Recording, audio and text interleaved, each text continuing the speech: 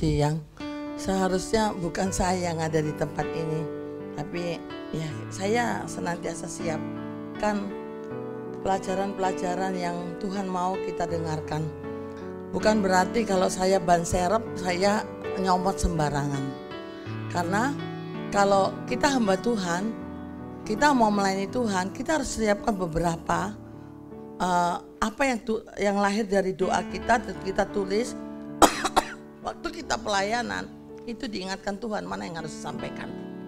Jadi setiap orang yang mau melayani Tuhan, yang berjanji melayani Tuhan, persiapkan diri baik-baik.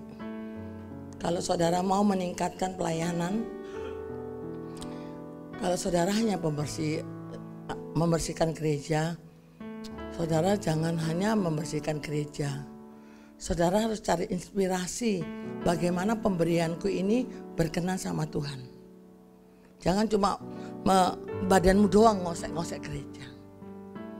Harus dengan hati yang benar dan tingkatkan apa yang harus saya persembahkan supaya gereja saya harum. Supaya orang kebaktian senang. Kalau gereja kotor kan kita gak senang ya. Jadi apapun jenis pelayanan kita harus korek-korek sampai yang terbaik yang bisa kita lakukan. Saudaraku, khotbah saat pagi hari ini, saya rindu saudara mempunyai hati yang benar. Jangan salah sangka. Karena bagi kita yang melakukan firman Tuhan, kalau kita dengar firman Tuhan, iya amin. Tapi bagi kita yang gak melakukan, itu pasti reaksinya berbeda. Atau kalau saudara menyadari bahwa saudara butuh Tuhan, saudara harus berkata, Tuhan aku belum ke situ, tolong supaya aku ke situ. Ya kan? Jangan kalau saudara punya tabiat lama, saudara membentengi dirimu dan menolak firman Tuhan. Kalau firman itu kamu tolak, firman itu tidak bisa mengubah kamu. Jadi terima dan renungkan dan katakan, Tuhan aku rindu kamu berkati supaya aku berubah.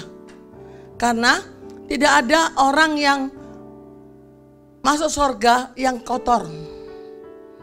Ya. Anjing gak masuk surga loh ya. Kalau sifatmu masih seperti anjing, sebentar kotor sebentar bersih, kamu gak masuk surga. Orang kikir gak masuk surga. Penyembah berhala tidak masuk surga. Jadi saudara harus tahu mana yang boleh, mana yang gak boleh. Jangan saudara terlalu percaya bahwa saudara masuk surga. Itu tipuan kuasa kegelapan. Saudara harus melihat dirimu, kira-kira rohaniku 1 bulan yang lalu dengan sekarang bertambah enggak? Hatiku greget enggak sama Tuhan? Kalau saudara cari duit, Mama Brema misalnya, oh di sana ada barang murah, pasti saudara Mama Brema jalan, ya kan? Karena pedagang. Kalau saudara ingin masuk surga, begitu ada kabar berita dari surga, dengarkan benar-benar. Oh, syarat masuk surga itu kayak gitu toh. Jadi saudaraku, jangan saudara berpikir bahwa kalau saudara hanya mencari Tuhan, ekonomimu gak maju. Enggak, saya gak percaya. Kenapa? Kalau saya, dulu waktu saya muda, saya pelayanan di Cakung, itu kolektornya 3.000. Dan kayak ada pengerja. Ya, nggak ada jemaat yang kaya di sana, tapi kami bisa hidup tuh. Dan kami bisa, mama saya datang minta tolong, saya bisa tolong tuh. Saya bisa membantu mama saya untuk ngontrak rumah. Saya bisa pulang ke Surabaya untuk membaptis mama saya, bisa. Kenapa? Tuhan itu mengupah orang-orangnya. Jadi semakin saudara tidak berrohani, saudara akan mencari uang, mencari hidupmu dengan caramu. Tetapi kalau kamu hidup dalam kehendak dan rencana Tuhan, Tuhan yang ngasih kamu waktu kamu tidur. Itu bedanya. Sama bisa berhasil, tapi berhasil dalam Tuhan tidak seperti yang kita lihat-lihat di YouTube. Tapi berhasil dalam Tuhan, pas kamu butuh, pas kamu perlu, pas ada, itu Tuhan. Jadi Saudara jangan berpikir, aku sudah Kristen, aku ke gereja. Kalau kamu ke gereja tanpa hati yang benar, kamu gak dapat apa-apa. Pastikan kamu ke gereja, kamu hatimu, aku mau ketemu Tuhan. Aku mau memuliakan Tuhan. Sehingga berkat Tuhan turun dalam dirimu. Jangan ke gereja, males, nanti aku duduk paling pojok. Supaya apa? Aku gak suka sama dia. Lah, kalau sudah kayak gitu ya bagaimana? 1-2 hari oke. Tapi kalau kamu lambat-lambat menyelesaikan persoalanmu, siapa yang datang? Setan. Setan tidak akan mengizinkan kamu berdamai. Setan tidak akan mengizinkan hatimu tenang. Setan tidak akan mengizinkan kamu kaya dan memuliakan Tuhan. Dia akan buat jalan supaya kamu semakin hari semakin kendor dan semakin kendor. Pada akhirnya kamu akan sama dengan orang dunia. Gigi ganti gigi, kepala ganti kepala. Kita akan belajar satu firman Tuhan di dalam Yakobus pasal 2 ayat 19.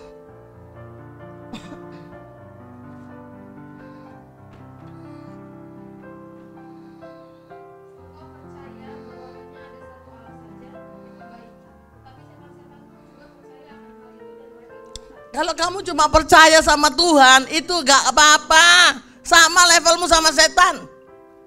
Setan masih plus, gemeter sama Tuhan. Jadi kalau kamu percaya sama Yesus, percaya. Setan juga percaya sama Yesus. Dan setan gemetar. Tapi setan gak masuk surga. Kalau kamu ke gereja, kalau kamu mau berdoa, kalau kamu melayani Tuhan tanpa rasa hati yang lebih dari setan, gemetar, kamu gak bisa loh menyenangkan Tuhan. Gak boleh asal-asalan. Memuji Tuhan tidak boleh asal-asalan. Melayani Tuhan gak boleh asal-asalan.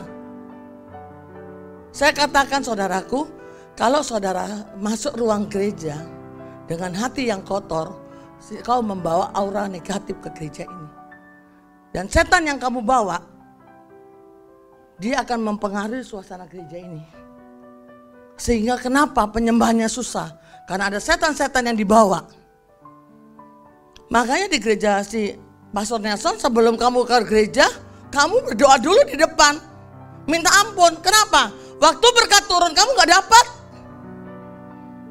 Jangan berkata, ibu pendeta itu mengada-ngada. Ini firman gak mengada-ngada ya.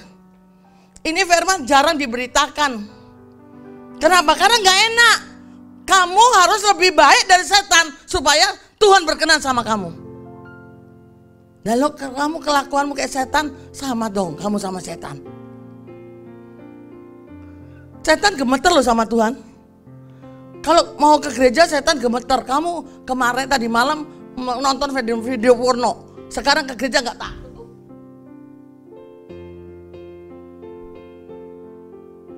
Mana saudara bisa diberkati Tuhan? Bagaimana saudara bisa diadakan perbedaan antara orang benar dan orang gak benar? Bagaimana saudara bisa mendapat berkat Tuhan yang khusus kalau kelakuanmu tidak khusus sama Tuhan? Tidak ada rasa bersalah, tidak ada rasa penyesalan. Aku sudah menyakiti Tuhanku, ampunilah aku Tuhan. Saya tadi malam pas berdoa kan nyetel lagu, telepon masuk karena iPad-nya dibawa Bapak Gembala. Siapa ya ini malam-malam telepon? Sophie. Saya bilang, Bapak apa gak ada besok, hari besok ya? Saya bilang, ini udah jam berapa Bapak? Ibu maaf katanya, saya hanya karyawan. Oh iya, saya marah loh hati saya sebenarnya. Karena kau mengganggu saya berdoa. Tapi saya menyesal. Oh iya deh, sambil, oh iya deh itu hati saya menyesal. Orang ini kan orang cari uang, kenapa saya marahin? Saya gak mau terganggu saja, bukain pintu. Jadi saudaraku harus ada hati yang kau saudara kalau lakukan dosa nyesal gitu loh. Kalau kamu lakukan dosa tidak pernah menyesal, lama-lama dosa itu tambah bertumpuk. Dan dosa itu bertumpuk, dosa itu akan mendatangkan maut. Gak tahu roh maut apa yang akan datang sama kamu. Hati itu kalau kita datang sama Tuhan, kalau kita bersalah, kita pasti diterangi Tuhan hatinya. Kamu tadi salah. Kamu tadi kok perlakukan orang kayak gitu. Salah. Kalau saudara berkeras hati, itu rofil on. Ya. Ada orang yang memang berkeras hati. Mau dia begini, sedangkan Tuhan maunya begini. Tuhan suruh nurutin kamu, emang Tuhan kacungmu. Yang kepingin masuk surga siapa? Saya mau kepingin. Tuhan nggak pusing kalau mau masuk surga atau nggak masuk surga. Banyak orang yang cinta Tuhan, kita ini belum cinta Tuhan. Banyak orang yang cinta Tuhan, saudaraku. Ya, jadi kalau kamu kebaktian, beribadah, memuji Tuhan, melayani Tuhan tanpa hati yang gemetar sama Tuhan, kamu harus koreksi diri. Jangan cuma ngomong seperti orang Kristen, asal percaya masuk surga. Percayamu langsung mati aja. Tapi kalau kamu masuk hidup, Tuhan kasih ajaran, setan saja gemetar sama Tuhan. Kamu gak gemetar sama Tuhan. Kamu coba suruh WL, ya, lagunya sembarangan. Yang kamu ingat lagunya. Itu asal orang nggak tahu, tapi kan Tuhan tahu loh persiapanmu. Yang kau inget aja tulis, nggak tanya dulu, berpuasa dulu, kesempatan toh.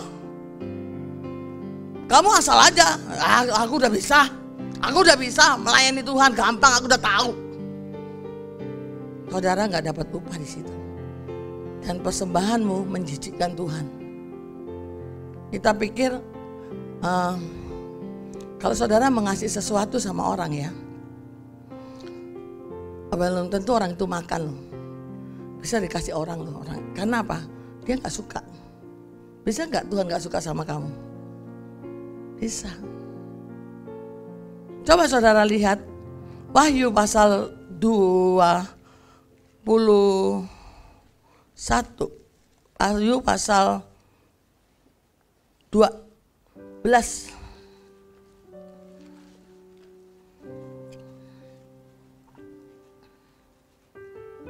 Ayat 11. Dan mereka mengalahkan dia oleh darah anak domba dan oleh perkataan kesaksian mereka, karena mereka tidak mengasihi nyawa mereka sampai ke dalam maut. Iya, kalau kamu mau mengalahkan iblis, kan kita tadi belajar iblis itu takut sama Tuhan, gemetar. Kalau kamu nggak mau sama dengan dia, kamu harus punya kelebihan. Darah anak domba. Ya. Darah anak domba itu harus kamu ingat, Yesus mati untuk kamu. Ya, Yesus mati untuk menebus kamu supaya kamu menjadi anaknya. Tapi di sini dibilang lagi oleh kesaksian mereka, karena mereka tidak mengasihi nyawa mereka sampai ke dalam maut. Kesaksian yang mengandung cinta kepada Tuhan akan membuat setan lari. Jadi kalau kamu bersaksi, kalau kamu melayani, kalau kamu masih bisa memberi kepada orang lain, bukan karena ikut tren. Karena orang ikut, kasih. Orang lagi sumbangan sembako, semua kasih sembako. Sekarang gak ada yang ngasih, berhenti. Mana dong orang-orang yang baik hati itu mana sekarang? Karena mereka ikut tren. Bukan mendapatkan visi dari Tuhan bagaimana membagi hidup. Jadi kalau ikut trennya berhenti ya berhenti. Sekarang musim TikTokan semua. Gak tua gak muda, kayak orang gila semua. Ngacak gini. Kalau kayak gini juga bisa aku. Walaupun saya gemuk ya bisa lah. Cuma gitu-gitu saja. Ya kan? Saudaraku, di sini dikatakan tidak menyayangkan nyawa. Jadi kalau kamu mau lebih dari setan, kamu harus melayani Tuhan habis-habisan. Melayani Tuhan dengan hati yang sungguh-sungguh berkorban. Kalau persembahanmu belum rasa sakit, kamu kasih uang 10.000 rasa sakit gak? Gak sakit toh. Gak, kau kasih 10.000 gak menyentuh tuh Tuhan. Memberi kepada orang miskin dengan memberi kepada gereja harus berbeda. Kalau kamu kasih 20.000 sakit gak? Gak sakit juga, duitnya banyak. Tapi kalau disuruh Tuhan kasih kris 5 juta, mulai mikir kan? Ya kan? Mulai termenung gak? Termenung gak? Termenung. Si Edi ini udah luntur cintanya sama Tuhan. Sudah hidupnya untuk dirinya sendiri. Mikirin kebutuhan-kebutuhannya. Sehingga kamu tidak pernah memberi untuk Tuhan lagi. Semakin kamu kayak gitu semakin kurang hidupmu. Kalau kamu cuma memberi uang receh, gak sakit. Ya. Kalau kamu sampai memberi itu uangmu yang terakhir. Dan kamu mikir nanti sore aku makan apa. Kau bergumul sama Tuhan, mungkin diluaskan kamu lapar. Gak ada janji loh kamu gak lapar. Sampai didapati Tuhan kamu bisa. Gak janji loh Tuhan loh, begitu kau kasih uang di kolektor kamu gak akan lapar. Enggak. Itu masih diuji lagi. Sampai berapa lama? Sampai kamu bertemu dengan hadirat Tuhan. Walaupun aku lapar, aku cinta sama kamu. Jangan harap begitu kamu kasih kolektor langsung nanti kaya. Enggak. Ada seorang anak Tuhan memberi kolektornya, habis uangnya. Sampai seminggu dia hanya minum air. Seminggu dia hanya minum air. Tapi dia bilang, Tuhan gak apa-apa. Kalau memang ini harus kulewati, buatlah air ini aku bisa kenyang. Kalau kamu udah marah-marah. Tuhan mana? Kok udah aku kasih semua? Kok air yang ku minum? Harusnya kamu dikasih ayam. Betul? Kamu menganggap kamu mau barter dengan Tuhan.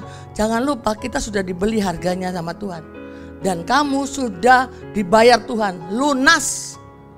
Suka-suka Tuhan mau kau dipakai apa. Kalau mau memberontak, berontaklah. Jadi bukan anak Tuhan. Kalau kamu masih menganggap Tuhan adalah Tuhanmu dan membeli kamu harus ikuti aturannya. 1 minggu dia minum hanya air. Di hari Minggu, ayo ke gereja, kata temannya. Ayo, dia tahu dia gak punya duit. Tapi ya ayo, ada yang ngetok kamarnya ke gereja. Ayo kita makan dulu, rawon, makan. Aku bayarin aja kamu. Oh iya, udah makasih ya. 1 bulan dia dipelihara orang ngadelnya kayak gitu loh. Diketok-ketok orang terus, ayo makan. Siapa yang menggerakkan itu? Tuhan. Dia gak komplain tuh. Tuhan kalau kayak gini nunggu kau orang ketok pintu, semakin orang gak ketok semakin takut aku. Dia percaya sama Tuhan. Karena dia udah seminggu didik Tuhan minum air. Kenyang kok. Bisa hidup, kata dia. Tanpa uang bisa hidup saya. Mumpung kalian masih muda, asah imanmu. Kalau sudah berkeluarga gak susah. Karena istri bisa ngomel, mana duit. Yang gak tahan tuh omelan istri ya. Penderitaan masih bisa kita tahan. Omelan istri itu gak tahan. Saudaraku, saudara tahu? Karena dia berkorban untuk Tuhan sejauh ini, sekarang di mana orang itu? Di Amerika. Jadi orang kaya. Dia bilang, Tuhanku tidak pernah utang. Persoalannya, kamu memberimu, kok hitung dengan kepalamu. Kalau kamu memberi perpuluhan ya, masih susah, masih kayak, aduh, ya apa ya perpuluhan ya. Jangan memberi. Kamu harus mengerti bahwa kamu membayar perpuluhan itu hanya mengembalikan milik Tuhan, belum memberi. Jangan merasa tersiksa. Tuhan tidak butuh uang itu. Buktinya masa pandemi kami dipelihara Tuhan tuh. Buktinya di masa pandemi saya bisa beli rumah itu. Itu siapa? Tuhan. Bukan dari kantong kolektor saudara. Bukan dari persembahan-persembahan. Tuhan yang mengizinkan.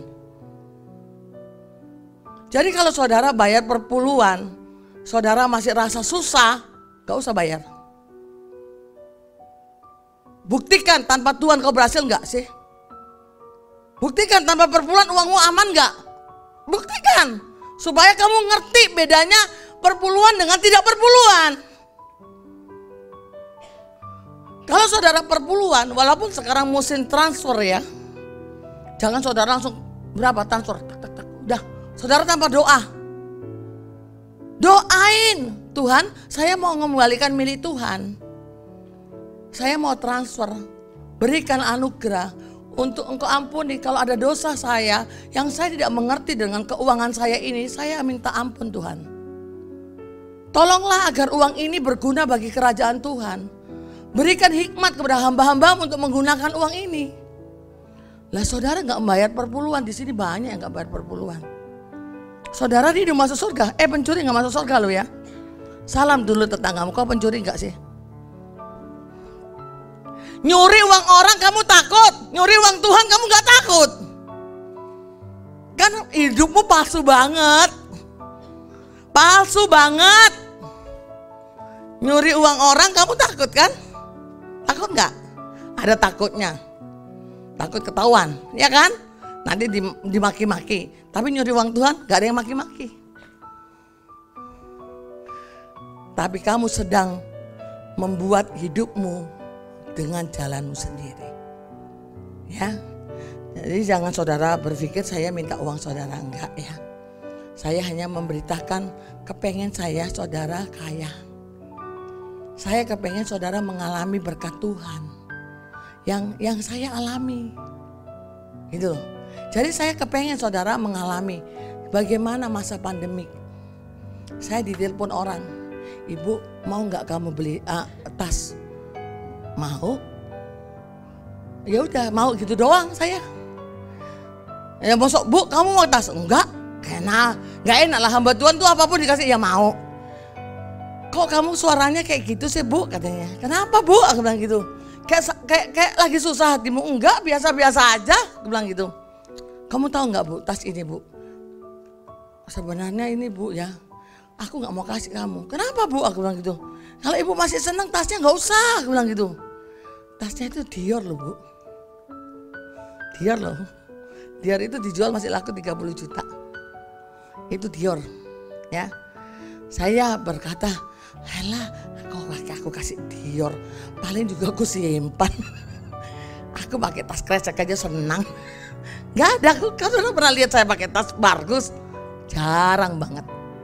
Padahal banyak hal yang Tuhan kasih sama saya. Jadi saudara, jangan saudara berpikir Tuhan tidak tahu menyenangkan hatimu. Tuhan tahu. Bu, mau gak kalau aku kasih? Apa Bu? Kalung? Ya mau aja Bu. Mau kalung emas kayak, mau kalung gak emas ya mau aja. Ya kan? Gak mungkin, emas gak Bu? Mata duitin banget sih pendeta ini. Nanti aja di on the spot kelihatan kan apa yang dikasih. Jadi saudaraku, kalau saudara mau mengalahkan setan, saudara harus memberi dengan lebih. Kalau kamu disuruh pelayanan di sini, kamu harus berpuasa, kamu harus berdoa, kamu harus mencari lagu-lagu yang kamu dengarkan, beberapa lagu yang sampai kamu muak dengan dengarnya. Saya kalau dengerin khotbah, saya baca Alkitab, saya kadang-kadang muak. Saya baca buku rohani, kadang-kadang aduh udah mata susah gini, baca lagi. Apa gak bisa khotbah yang lain apa? Bisa, tapi harganya beda. Ya, jadi kasih yang bisa saudara, posisikan yang Tuhan senang sama kamu. Coba saudara lihat dulu di dalam Kejadian.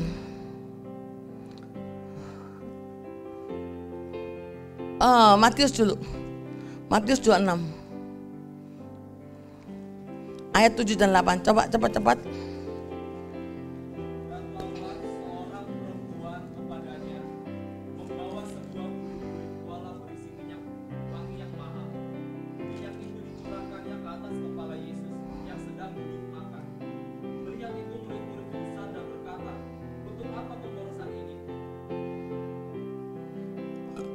Terus? Sebab minyak itu dapat dijual dengan mahal Betul? Yesus mengetahui pikiran mereka lalu berkata, "Mengapa kamu menyusahkan perempuan ini?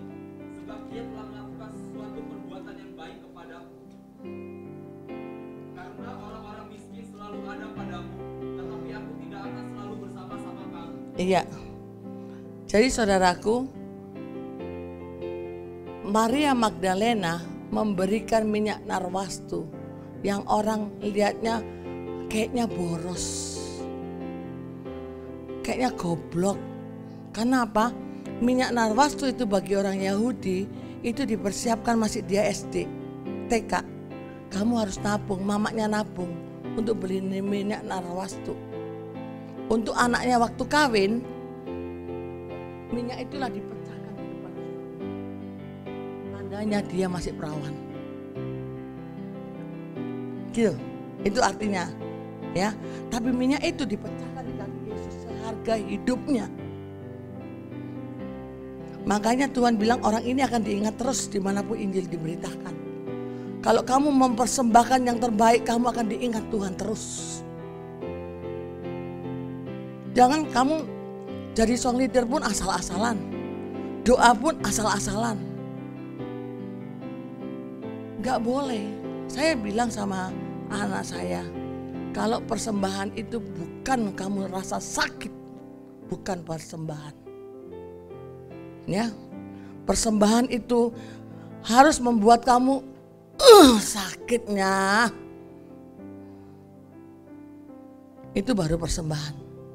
Kalau kasih 20.000, Chris bilang gak apa-apa. Kalau dikasih 5 juta, Chris mikir loh, apakah dengan suara Tuhan itu, Tuhan akan berhutang sama Chris? Waktunya bukan waktunya Chris, tapi waktu Tuhan mengorbitkan Chris ada. Ya, jangan berharap begitu kau masukkan langsung kau jadi orang kaya raya. Ada didikan-didikan Tuhan yang harus kamu lewati. Supaya katalah kamu kaya, kamu tidak membuat Tuhan malu. Ya, jadi kalau saudaraku, saya berapa kali pergi ke Sumi, saya dibayari sama Chris. Tapi saya nggak suka itu. Pernah kan kamu ditolak kan? Kenapa? Saya bilang saya nggak mau dibayarin loh. Saya bilang kalau kamu terus terima uangnya dia, aku nggak datang ke sini. Kenapa? Saya nggak mau. Saya jadi mental saya berharap sama Chris. Saya mau Chris itu mengasihi karena Tuhan yang menyuruh. Bukan karena sungkan ada Bu Pris, ada Bu Pendeta, masa saya nggak bayarin? Itu salah.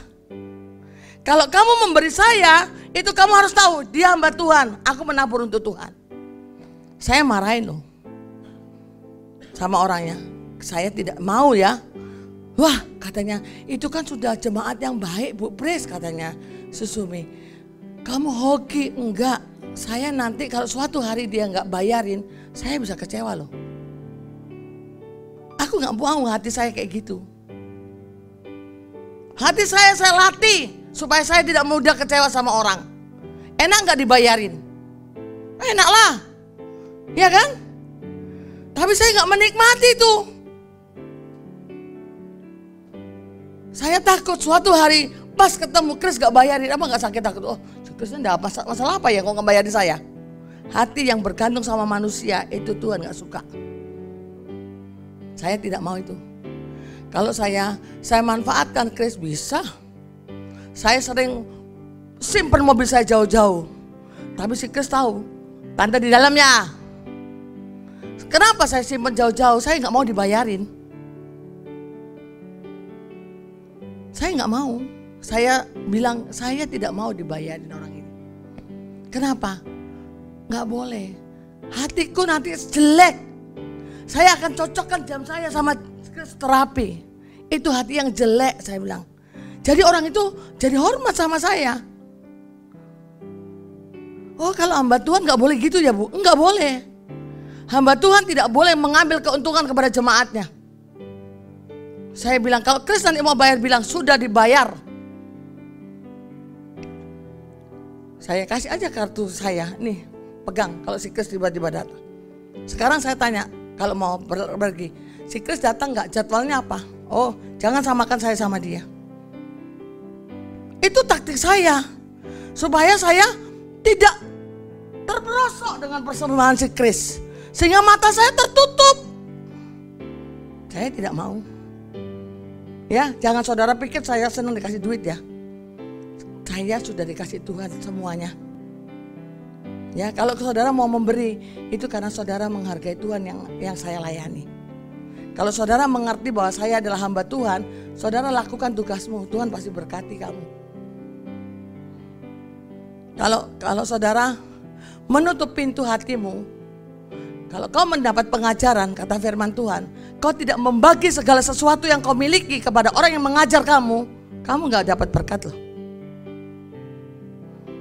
Kamu harus tahu firman Tuhan itu, bukan saya gak ada. Saya ada, membagi segala sesuatu yang Tuhan berikan kepadamu. Saya suatu hari ngomong sama Tuhan begini. Jadi saudara jangan salah tangkap dengan khotbah saya. Tuhan, saya kepengen, bukan saya nggak bisa makan di restoran mahal. Saya lihat hamba Tuhan ini kok posting-postingnya di restoran mahal-mahal sih. Ya Tuhan ngomong sama saya, kamu kan aku kasih duitnya. Iya, tapi aku kepengen kayak gitu. Aku bilang gitu, aku kepengen kayak gitu. Saya bilang, itu kebodohan saya. 4-5 kali saya tes Tuhan, saya lolos. Di restoran yang bagus-bagus diloloskan Tuhan.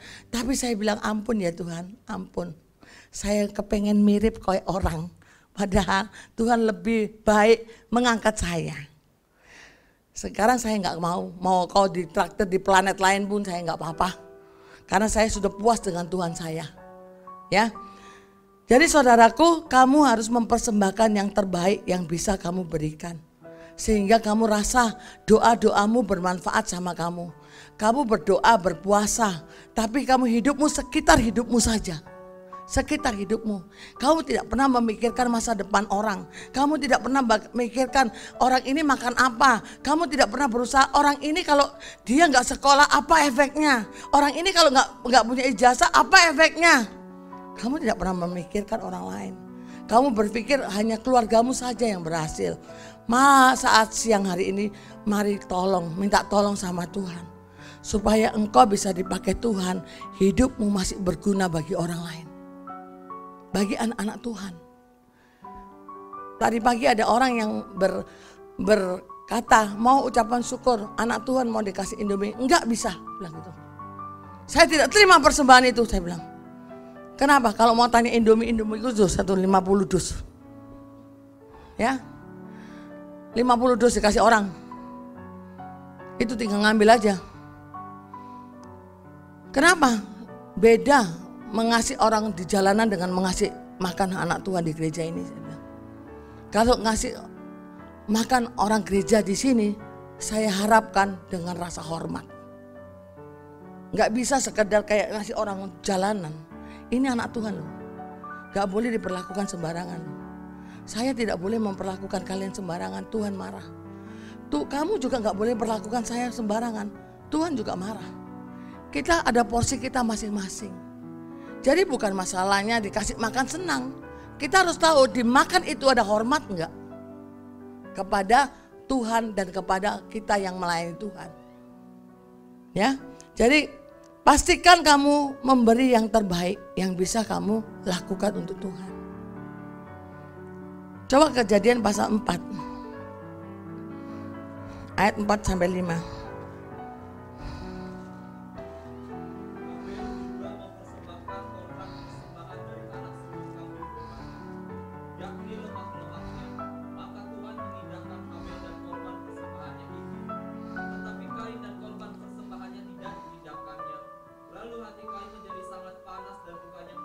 Iya.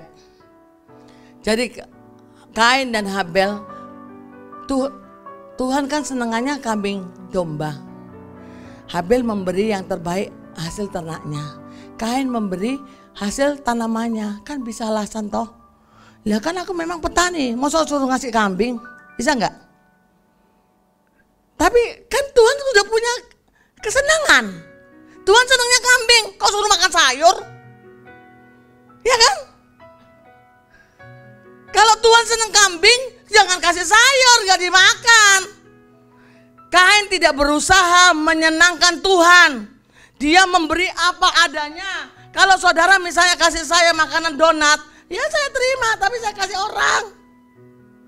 Jangan harap donatnya saya makan. Karena donat itu kalorinya sangat besar. Takut saya makan itu. Lebih bagus saya daging babi, daging anjing, daging kambing daripada makan donat. Donat kan gak puas satu, bisa 3. Itu kalorinya besar sekali.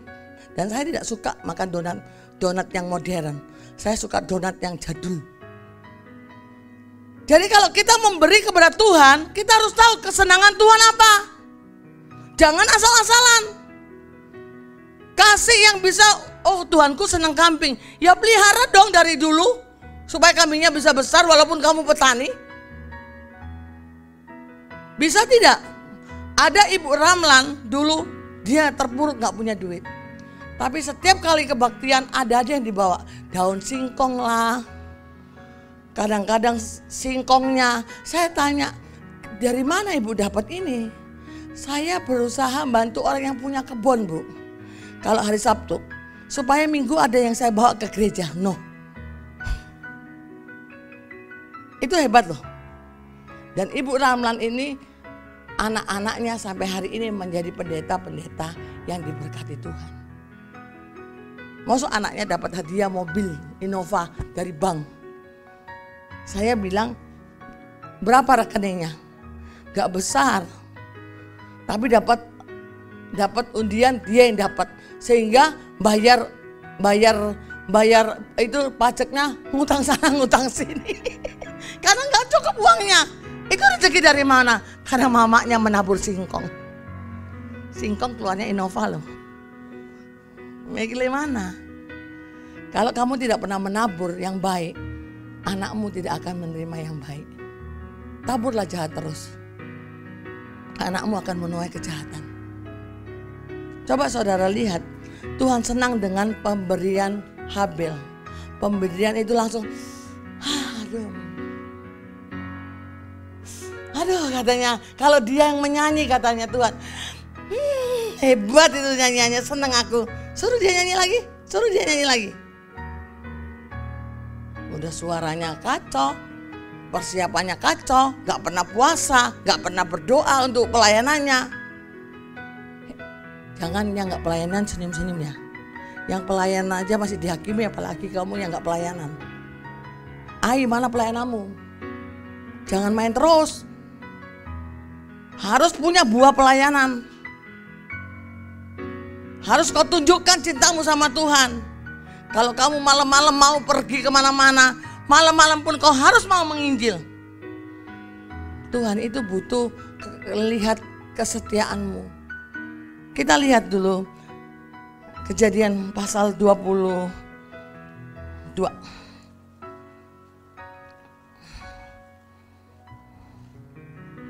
Waktu Abraham mau mempersembahkan Ishak. Saya terangkan dulu supaya saudara tahu ayat ini. Tuhan minta Ishak. Saya mau tanya sama si Pado, kalau Niel diminta dari Pak, lebih bagus mobilmu yang diminta apa Niel yang diminta? Mobil. Tapi Tuhan gak minta mobilnya Abraham.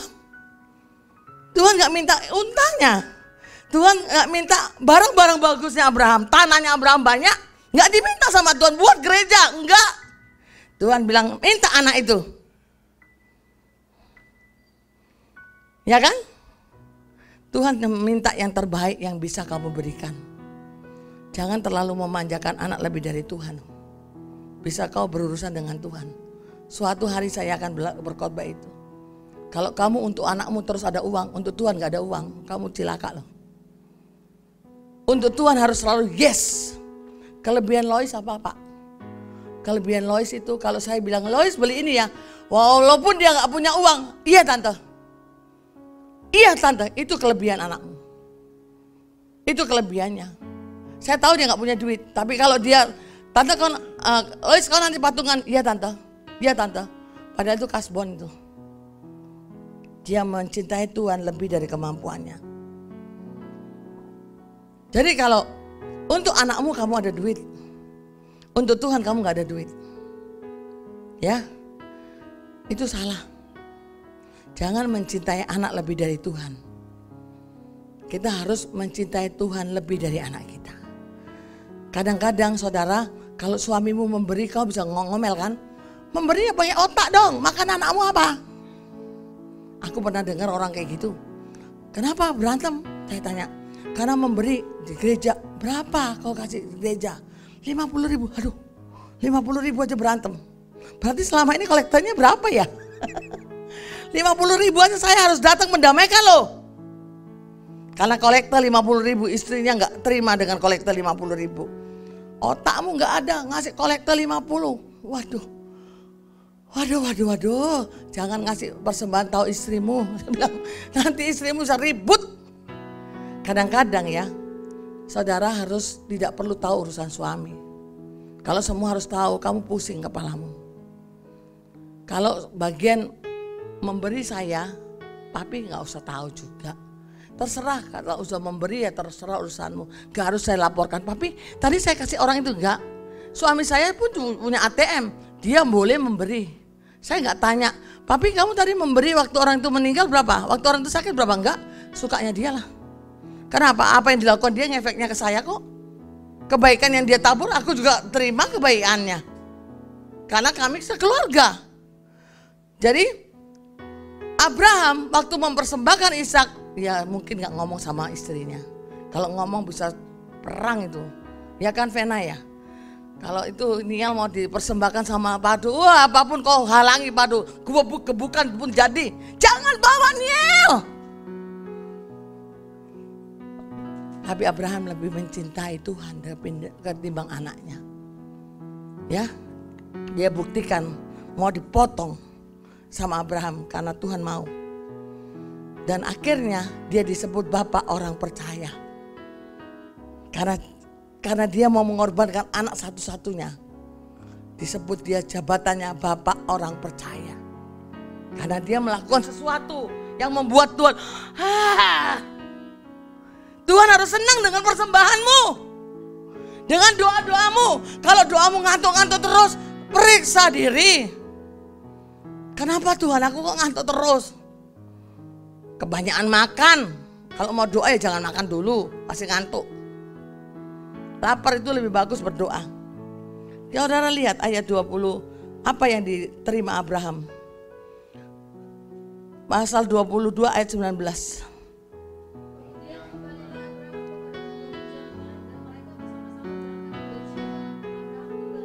Di mana Abraham tinggal? Pasal 23 ayat 2.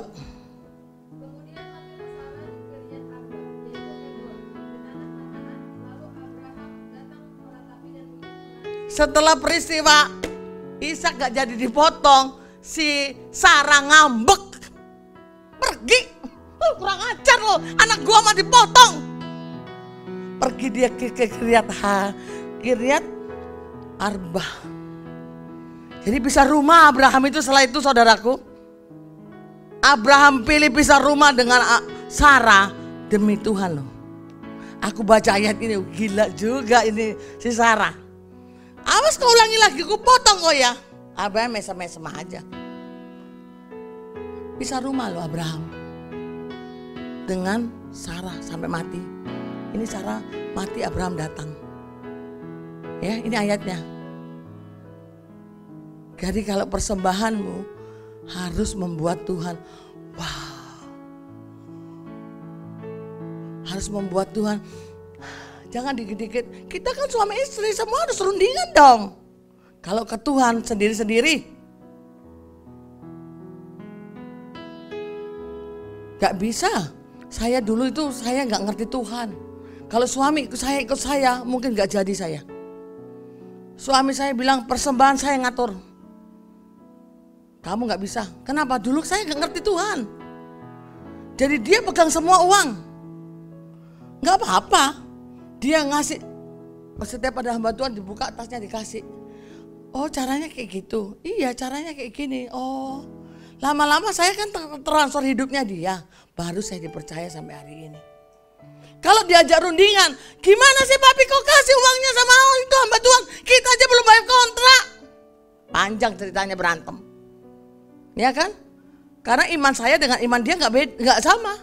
Dia sudah percaya sama Tuhan, saya belum. Pasti berantem. Pas judulnya perempuan yang masih menang kalau berantem. Kau ngapain kawin aku? Wes laki-laki yang cinta pasti udahlah daripada menangis terus. Bawa uang ini. Kan perempuan pintar kan nangisnya. Kok gak cinta aku ya? Aku pulang ke rumah bapakku. Saya bersyukur diajari suami saya model begitu. Dulu saya gak pernah dikasih uang.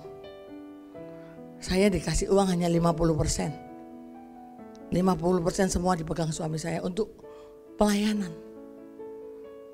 50% dari uang yang kecil. Bayangkan loh, dari uang yang kecil. Suatu hari kami sudah tidak ada uang untuk buka puasa karena makanan kami dimakan oleh kucing. Kami lihat-lihat sambil perut lapar kan, mau buka puasa pelayanan dari Cakung Senen itu jauh, mau pulang buka puasa minum teh manis, belodak kucingnya habiskan semuanya. Jijik lah udah dimakan kucing. Suami saya diem sambil Qur'an masana lama-lama. Dia takut istrinya ngoceh kan. Saya udah bilang kalau kamu nggak bisa ngidupin saya kerja. Pusing amat sama pelayanan, saya bilang gitu. Qur'an masana lama-lama. Terus orang kalau susah kayak gitu toh. Saya pikir, saya kan dulu nggak tahu Tuhan. Tiba-tiba Pak Luhut. Di rumah, iya ada apa? Pada ulang tahun anakku Pak Luhut. Ayolah kita makan di rumah. Dari makan rendang, pulangnya dapat angpau. Ya kan, itu Tuhan. Diluaskan Tuhan, itu terjadi. Supaya kamu menyadari bahwa Tuhan itu bisa mengadakan mujizat. Saudara coba lihat dulu Kejadian pasal 8 ayat 20 dan 21. Lalu lu mendirikan mesbah bagi Tuhan dari segala binatang yang tidak haram dan dari segala bulu yang tidak haram diambilnya beberapa ekor. Lalu ia mempersembahkan korban bakaran di atas mesbah itu.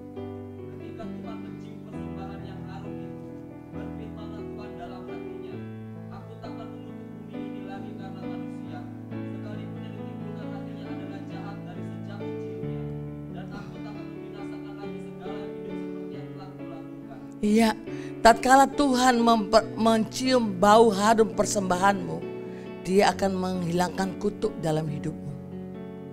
Makanya kalau kamu pelayanan itu, kamu dilepaskan secara tidak sadar.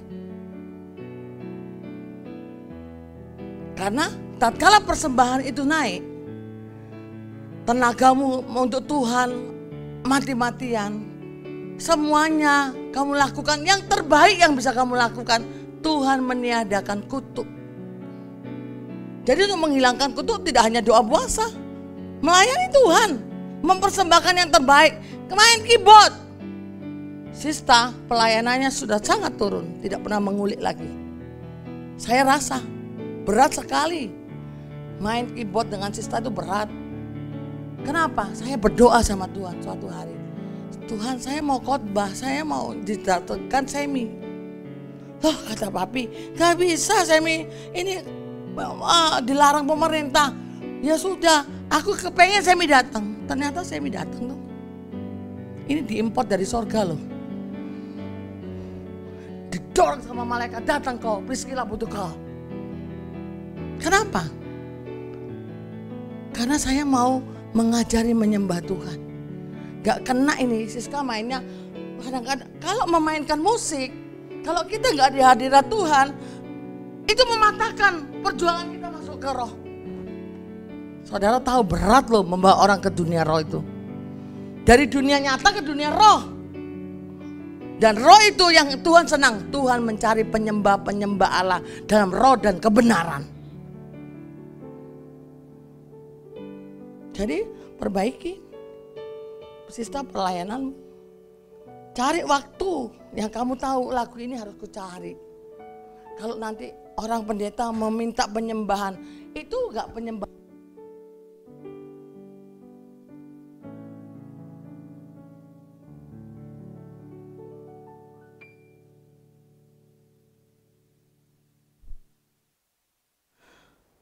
Lah kalau saya harus mikirin semua, yang enggak datang itu hadirat Tuhan.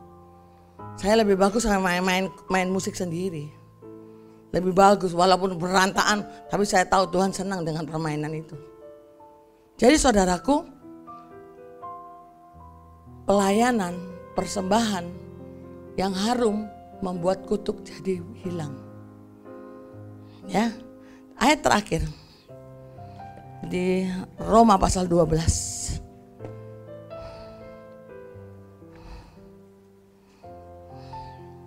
Ayat 1. Karena itu saudara-saudara, demi kemurahan Allah aku menasihatkan kamu, supaya kamu mempersembahkan tubuhmu sebagai persembahan yang hidup, yang kudus dan yang berkenan kepada Allah. Itu adalah ibadahmu yang sejati. Iya, persembahkanlah hidupmu. Kalau disuruh apapun, persembahkan yang terbaik untuk Tuhan. Jangan pernah melayani Tuhan asal-asalan. Ya aku punyanya ini, justru kamu harus berusaha. Karena Tuhan maunya itu. Kau punya ini, Tuhan maunya itu ya apa?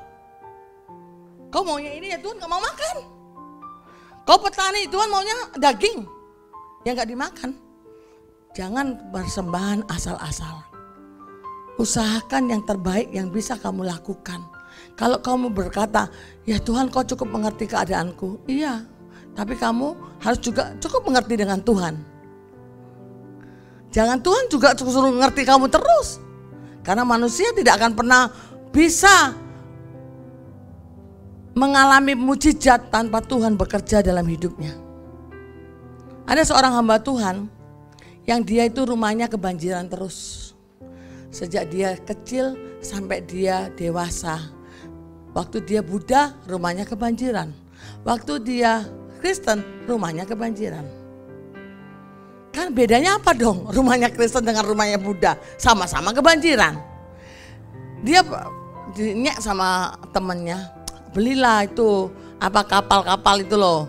Beli penyedot supaya rumahmu gak, dia sangat merasa terhina. Terus dia tanya sama pendetanya, pendeta bagaimana sih caranya doa saya bisa punya rumah? Doanya modelnya apa katanya? Pendetanya cuma bilang, gak usah kau berdoa minta rumah. Gak usah kau berdoa minta mobil. Gak usah kau berdoa minta apapun yang kau butuhkan. Layani Tuhan aja benar-benar. Maksud iya Tuhan gak tahu menyenangkan hati kamu kalau kau pegawai yang rajin. Ya kan? Kalau kamu pegawai yang rajin, kira-kira naik pangkat gak? Disuruh datang jam 8 kok jam 7 udah datang. Saya dulu kalau kerja waktu saya SMP ya, peraturan jam 9 datang, saya jam 8 sudah datang. Sehingga bos saya datang, saya udah ada. Loh, kok kamu udah datang? Katanya, jam piro kamu datang? Jam 8 tadi. Oh, ya wes lah kalau gitu kamu tak pegangi kunci ya. Kau yang buka kunci, kau yang nutup. Ya wes, tak tambahi gajimu. Enak toh? Karena rajin. Lah kau bos jam 9, kau jam 10. Ya, yang dipecat ya kau duluan. Berusaha lah rajin supaya kamu gak dipecat duluan. Jadi pendeta ini diajari sama pendeta itu begitu. Gak usah kau doa minta rumah. Kerja aja yang bagus-bagus untuk Tuhan. Layani Tuhan sebaik. Karena dia mahasiswa. Dia seringkali pulang dari mahasiswa, dia datang ke gereja, dia ngepel. Apapun yang orang bikin berantakan ya, dibetulin tanpa ngomel. Jangan melayani Tuhan ngomel ya. Langsung setannya pluk gitu. Tanpa ngomel.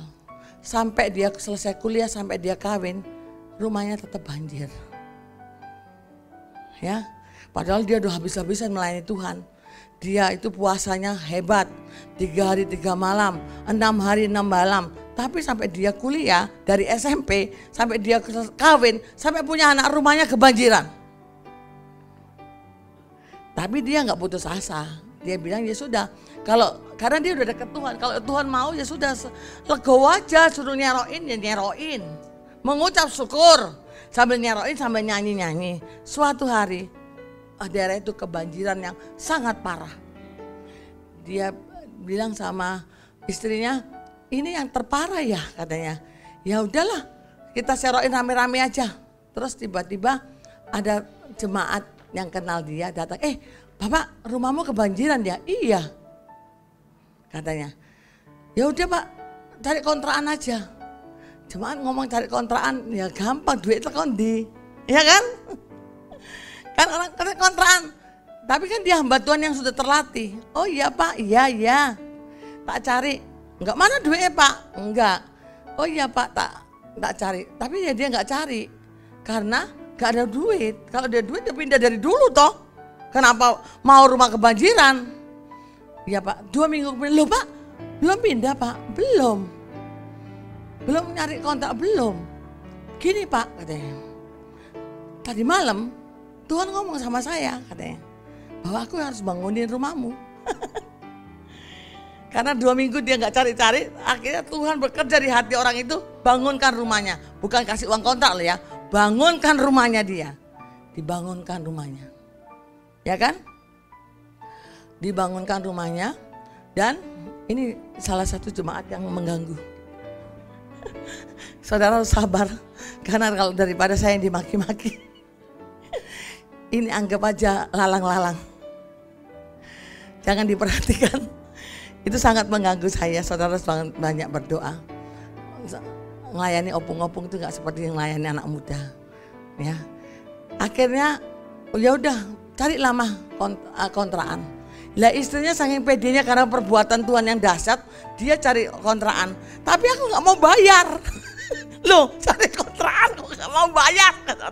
Emang kamu siapa Bu? Aku istrinya ini. Siapa itu Bu? Aku nggak kenal. Masa kamu nggak kenal? Suamiku itu pelayanan loh katanya. Nggak kenal aku Bu katanya. Ya sudahlah. Terus dia ngamuk-ngamuk sama suaminya. Bapak rupanya gak terkenal loh, katanya gitu. Aku malu aku, ya sudahlah, cari aja. Rupanya orang itu juga gak bisa tidur. Yang mau dikontrakin rumahnya gak bisa tidur. Loh, dicari alamatnya. Mana ya alamatnya ibu ini yang mau ngontrak itu? Di sono Pak, jauh, mamperin. Udah Pak, aku daripada gak bisa tidur, Bapak pindah aja gratis. Karena gratis 1 tahun ya, itu kan rumah daerahnya gak banjir. Terus rumah itu mau dijual. Dia bilang, Pak cepat keluar ya, ini mau dijual rumah ini. Oh iya Pak. Tiba-tiba ada anak Tuhan yang datang. Bapak tak kasih uang, beli aja rumah itu. Jadi dapat 2 rumah. Itu Tuhan. Tuhanmu itu gak pernah berhutang. Ya, lakukan tugasmu dengan benar. Kalau kamu belum bayar perpuluhan hari ini, bertobat. Uang bukan segala-galanya. Kamu pikir dengan uangmu yang tidak perpuluhan, kamu bisa nyaman? Saya bilang, kamu orang yang sangat celaka. Karena saya di pandemi ini, saya naikkan perpuluhan saya. Saya lipat 2. Karena saya tahu dengan saya mandek hanya sekian, berkat saya rata-rata. Saya harus naikkan tinggi-tinggi. Supaya apa? Yang menabur dengan mencucurkan air mata pasti menuai dengan sorak-sorai. Itu saya imani. Saya tabur dengan baik. Saya senantiasa ada uang untuk menolong orang. Belum tentu ada uang untuk anak saya. Tapi ada uang untuk orang lain. Karena apa? Saya siapkan. Saya membantu orang lain. Jadi hari ini kalau saudara persembahan-persembahanmu masih rata-rata, persembahanmu tidak menyobek hati Tuhan, ya persembahanmu ya hanya uang kecil lah, uang 10.000, 20.000. Di sini sudah jarang 1.000, 2.000. Di sini banyak yang 5.000 persembahannya. Kalau cuma itu, kau pikir Tuhan pemiskin apa? Tambahkan, Tuhan, ini layak enggak ku kasih sama kamu uang 5.000 ini? Hitung sendiri, lihat sendiri, uji sendiri. Persembahan 5.000 kira-kira menurut kamu layak enggak? Kecuali kamu enggak punya uang sama sekali. Itu layak. Tapi kalau kamu masih punya persediaan uangmu ada, di bankmu ada, kau hanya memberi 5.000, 10.000, kamu menghina Tuhan. Lebih bagus tidak dikasih. Ada pemberian-pemberian yang menghina Tuhan. Sudah kita baca tadi. Jangan saudara, pemberianmu hanya stuck. Apa yang kau tabur kau akan tuai. Kalau kau memberi yang terbaik, Tuhan pasti kasih kau yang terbaik. Jangan berkata seperti Kain. Aku punyanya sayur. Tuhan gak suka sayur. Tuhan suka daging. Kamu harus belajar mengerti kesenangan Tuhan. Jangan memberi hanya kesenanganmu. Berjuanglah memberi dengan kesenangan Tuhan.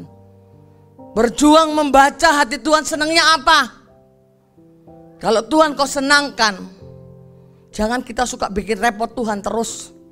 Terus repot Tuhan kita repotin. Tapi kita tidak berani berkata, Tuhan kamu senangnya apa aku lakukan. Berdoa sama Tuhan, apa yang membuat Tuhan senang sama kamu. Minta Tuhan tolong, ini kok ekonomi mandek terus. Apa yang harus saya lakukan Tuhan? Lipatkan, saya lipatkan, naik. Saya berencana mau naik lagi.